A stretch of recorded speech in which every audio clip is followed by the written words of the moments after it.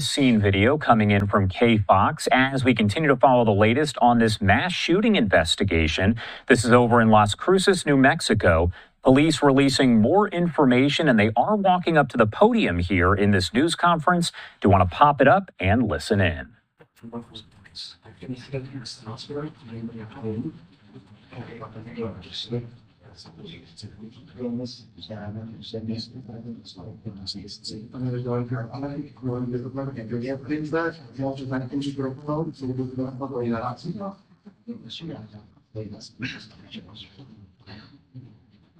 This is also being televised live, and it's on our YouTube page, the City of Las Cruces YouTube page, and the Las Cruces Police Department's Facebook page.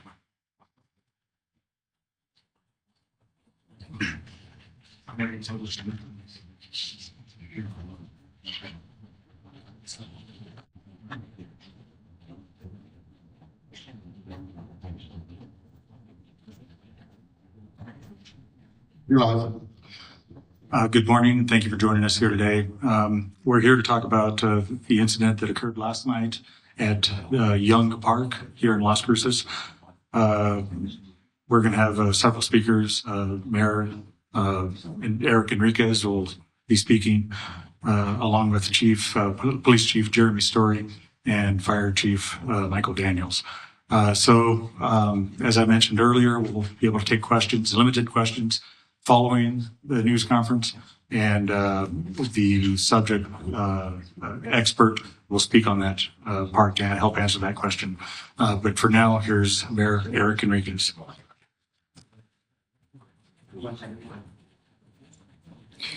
Hello, thank you all for being here. Today we mourn a tragic, a senseless, a horrible event that happened in our city last night. Several individuals were wounded, 3 of them deceased that we know. A senseless death. Our hearts go out to the victims, the family, their loved ones, friends, and to our community. A heartfelt condolences to all. This is a sad day for our community, as I've said. There's no place for violence like this in our community, and we will continue to work tirelessly to make our community safe with our Las Cruces Police Department and the other agencies. I want to thank the other agencies that responded last night, FBI, ATF, Doña Ana County, State Police. All the agencies came together to assist our local police department and our fire department that responded. But I want to ask the community to gather together, to stand strong and united as we try to heal and face this tragic event that took place in our city. We need to stand strong. We need to come together. So please help us to heal and join me in my thoughts and prayers for the families and those lives that have been lost. Thank you. And thank you, Mayor. Now, Las Cruces Police Chief Jeremy Story.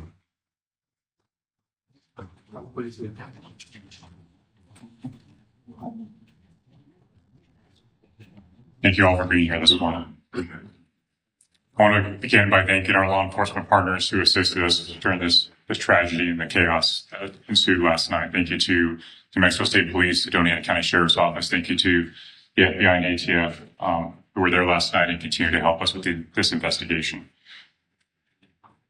This news conference is to give an update on a mass casualty incident, mass shooting that occurred last night on 3/21/2025 at Young Park, which is located at 1905 Nevada Avenue.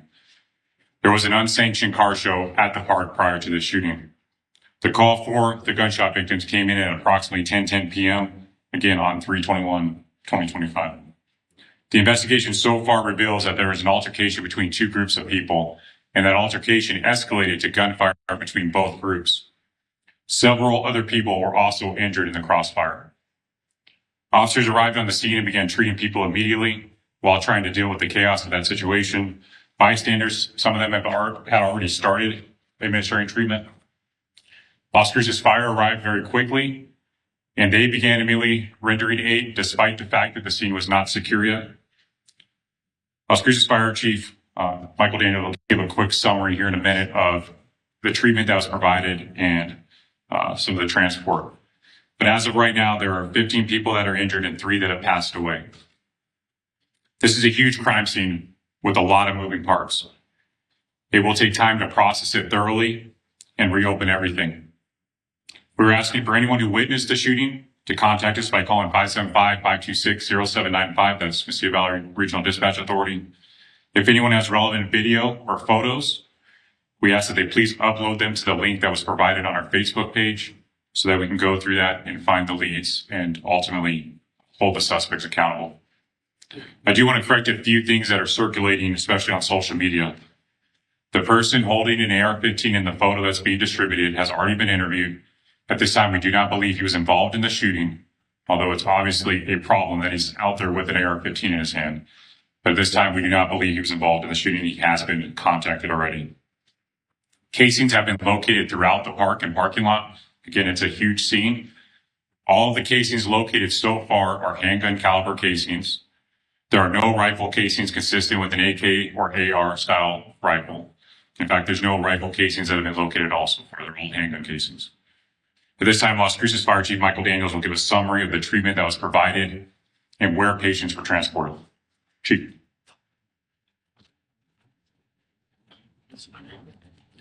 Good morning and thank you. As of right now, last night we had 25 members of Las Cruces Fire Department that responded to the incident.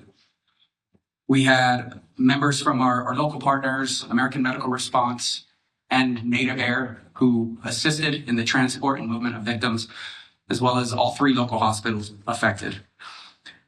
As Chief Story said, we have 18 total victims, and as reported in the news release, ages ranging 16 to 36.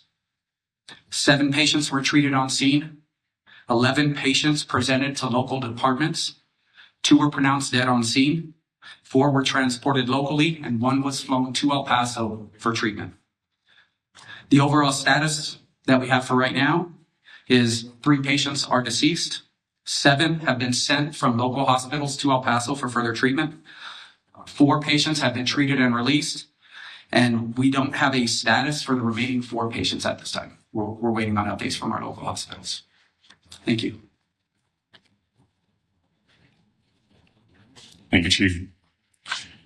This horrendous, senseless act is a stark reminder of the blatant disregard people in New Mexico have for the rule of law and order. It's also a reminder of the utter lack of fear of accountability in New Mexico. As angry as I am right now, this news conference will not be political. There will come a time to talk about the failures that led to this tragedy and so many others in New Mexico, but now is not that time. There are 3 priorities right now. The first priority is to support the families and loved ones of those who are affected. Some of them need prayers as they go through the loss of a loved one and they grieve. Others need your prayers as their loved ones fight for their lives in hospitals throughout the borderland. There are a lot of hurting people right now in our community. Our next focus is the apprehension of those involved and those responsible for this atrocity. We will find each and every one of them, and we will hold them accountable to the criminal justice system. We also need to do a thorough and meticulously documented investigation. This goes hand in hand with holding those people responsible and accountable. There's still a lot that is unknown and being pieced together. And we will try to answer the questions we can, but we will not speculate or give opinions that are not based on facts. And one last thing I want to say before we get to questions is I'm very proud of the response of not only our officers, but our firefighters, disregarding their own safety to provide treatment and ultimately, I believe, saving several lives by rushing in spite of the fact that they did not know it was safe to do so. So again, Chief, hats off to your firefighters. And actually, before we get to questions for any of our speakers, I would like to mention that Las Cruces Police and the City of Las Cruces are partnering with the Community Foundation of Southern New Mexico. They are will be holding a fundraiser for the victims of this incident. We'll have the information on this live feed, and then I'll be able to get that information to our Facebook page, the Las Cruces Police Department's Facebook page later on today. If you would, when I come up to you, mention your name and your affiliation, and then ask your question. And we'll start over here on this side. And while Dan is doing that, we'll try to have the appropriate person to answer the question if we can, again, based on what we know at this time. Hi there, this is Johnny Coker with KRWG Public Media. I was just wondering, you mentioned there was an altercation between two groups. Has there been any arrests in connection with what happened last night, or anyone detained? There have not been arrests or anyone detained. We have leads that we're pursuing, but we are also asking the public or anyone that might have information to please provide that to assist us. Algernon Damassa, Albuquerque Journal. Do you have a sense of how many casings have been collected so far?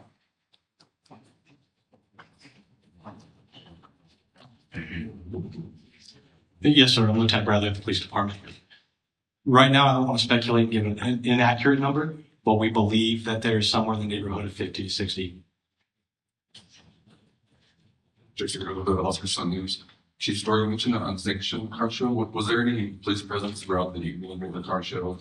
And can you just characterize the Young Park area related to crime historically? Yeah, I don't know for sure the answer to the first part of your question, so again, I don't want to speculate. This is an issue we've had for a long time. We've been trying to deal with it. We work in Parks and Recreation to install gates at the park so that at 11 o'clock when the park closes, we can cut it off. This happened before 11 p.m., obviously. But that area has been troubled with crime more so in recent years, and I spoke about it during an interim committee meeting recently about the level of violence we've seen in that park. So in spite of some of the efforts, we are still struggling with that, obviously. Selena Madrid, KFOX 14. Can you just quickly confirm, was it 14 or 15 injured? So 15 injured and 3 deceased as of right now. Okay, and then could you just elaborate a little bit more on these unsanctioned car shows? Are they a pretty big problem in our area? They are, and they've kind of ebbed and flowed, partly with weather and other things, but so they've become an issue. We've kind of dealt with it, done some projects, and then they're less of an issue, and then they kind of creep back up. Definitely a problem. This is Mandasana KT79 News. The people who were killed, do we know if they were exchanging gunfire, running away as the shots were being fired? I can answer that. Lieutenant Bradley can provide. Not this time, no one can verify. Algernon again, Albuquerque Journal. How does LCPD handle car shows? Gatherings are legal, but at a certain point, do police intervene? And do you anticipate changing how that is approached subsequent to this incident? Well, those are difficult circumstances. For one, I'm not going to send a single officer in to deal with something like that. And so I have to have the resources to be able to handle it effectively. And that means if they're just gathering and nothing was occurring that was illegal, then I have no issue with that. The problem is what tends to occur is a lot of illegal behavior with the vehicles. And then also, in this case, I mean, there were firearms throughout this entire event. Some that were used in the shooting and just people with firearms willy-nilly throughout the hours leading up to it, based on the video that's been provided so far to us. And so dealing with them is difficult, but we have to deal with them with resources, take enforcement action. Our last project that we ran last year was a zero tolerance approach to the violations that we had. And then what is your message to the community? Obviously, a lot of information is circulating online. We're seeing a lot of video. You mentioned the correction for the person that was holding that weapon. What is your message to them in regards to putting that information on social media? Is it harmful to the investigation at all? Felina with KFOX 14. So it can go both ways. And I understand people are trying to help, and we appreciate that. So what I would ask is that if they're circulating and posting it, to at least share it with us through the links so that we make sure that we have it. But just be careful what you post, because I'm sure most of them don't want to or are not intentionally hampering the investigation. And we will try to put out corrected information if there is misinformation that's harming the investigation. Additional questions? Correct this one. Justin Garcia, Albuquerque Journal. Can you, I mean, you touched on this before, but I'm sure you're aware that these illegal car shows happen very frequently in the Young Park parking lot. Can you kind of explain Can you kind of explain why there's not more police presence in these sorts of scenarios? And then my follow-up question is, one of the people I spoke to who was at the event mentioned that typically the process is as soon as their racing begins or any kind of like doing donuts in the parking lot begins, that's usually when the police department comes in and sweeps through the area, but that didn't occur this time. Yeah, so the answer is if I had, well, in a perfect world where I had 220 police officers like I was supposed to, it probably would have been different last night. But I had no units available for most of the night prior to the shooting. And so, I mean, logistically, I got what I got, right? If I don't have any officers available, they can't respond. And so I wish it would have been different, but it wasn't for lack of trying or because we didn't want to respond. Hello, Miguel Contreras from Univision. With all the caskets found, are they all borrowed from the same arm, or are we looking at multiple arms being used in this event? We don't know how many firearms, but definitely more than one. There's multiple firearms that were. This is Josué with Telemundo. Any information or any description of the person of interest regarding the shooting? We have very limited information right now. I'm not sure there's anything I can put out that's going to be accurate. We're still trying to vet the information. So if we have something to put out, we will update it after the news conference. Other questions? You come here first. This is Baltasar, KTSN News. Can you confirm if we were out there last night if all the shooting occurred in the parking lot? I saw investigators also go to the area of the park just to look around. Lieutenant Bradley answered. So to answer your question, sir, is right now, the majority of the shooting did take place in the parking lot. However, we did find fire cartridge casings throughout the parking and restroom areas and down towards the streets. We are still continuing to canvass and make sure that there are no other casings throughout the park. As you're well aware, it's a very large park, so it's taking time to do meticulously. Justin Garcia, on the channel. The city has invested in park rangers for parks, and I'm just curious, were they at all involved in this? Was that something that was on their radar? Can you just kind of fill us in on that? Now, our park rangers just graduated the academy. Now they're doing their field training program. So unfortunately, it takes a lot to produce even someone who's a non-sworn officer or a non-commissioned officer. So they're not out actively on their own right now. Thank you. Jessica Gonzalez with the Las Cruces Sun News. Chief, if you have any details about what might have initiated the altercation, and as a follow-up question, how many people approximately were in the park at this time? So for the first part of the question, we know that there was some type of ill will between these groups prior to last night. So they had some issues before, and it escalated last night. As far as an estimate, do we have an estimate? Approximately 200, but again, that's an approximation. Okay, additional questions? John with KRWG again. Just to follow up a little on what Justin was talking about, besides the park rangers, what steps has LCPD taken in recent months to improve safety at parks, especially at night? Has there been any sort of effort in that way? Yeah, so I already mentioned at Young Park specifically, we work with Parks and Recreation to install those gates so we can close out the parking lot when it closes by ordinance. And so we've been doing that. Unfortunately, somebody hit one of the gates pretty early on. It's damaged. It has to be repaired. The other thing that we're in the process of is installing technology in the parks as part of our real-time crime center, which is already paid for, but unfortunately has not been installed yet. That would have been very, very helpful in this situation because it wasn't there yet. Any others? Okay, I think we're done. Again, remember, we'll be posting a link on our police department's Facebook page. Be a link to the fundraiser. We appreciate any shares and help with that. And also, as far as another news conference, we probably will have another one. We haven't scheduled it right now. Keep watching the news releases and or the information on our Facebook page. Thank you. Thank you. All right, a live news conference there underway over in New Mexico on this mass shooting. As you heard investigators say, they will likely hold another news conference later to provide updates as the numbers have been changing. Again, you can see the information on the left-hand side of your screen, and on the right-hand side, that is some of the video provided by KFOX there, showing a very large scene around the park. Now, as of right now, police do say that 3 people have died and 15 others were injured, those victims ranging in age from 16 to 36.